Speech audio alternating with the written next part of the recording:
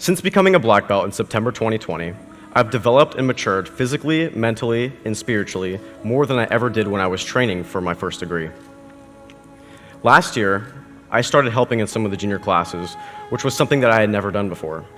I learned a lot of leadership lessons from helping to teach these classes. One of the most important lessons that I learned was that I had come to a point in my training and my life in general where I was no longer only looking up to people, but people were also looking up to me. I had this realization when I saw one of the students that I had been instructing at church on a Wednesday night. I had this sudden epiphany that I needed to represent myself and my dojo properly wherever I went. Another fundamental lesson that I learned was that I had to choose between being liked by everyone or being respected. I learned that trying to be a different person to make people like me ended in losing respect and feeling empty and without a purpose. I had a realization one night last year that I had totally compromised my beliefs and values for the sake of having friends.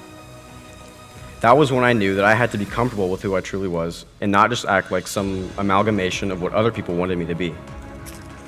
If I was talking to the white belt version of myself, I would certainly have a lot of things to say.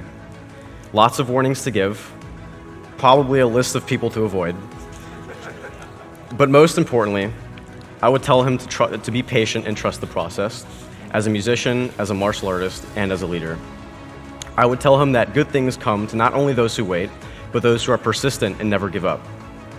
Many of my struggles as a kid came from how I looked and felt in the moment, and if I had just understood that life is so much greater and longer than middle school, I would have solved most of my problems.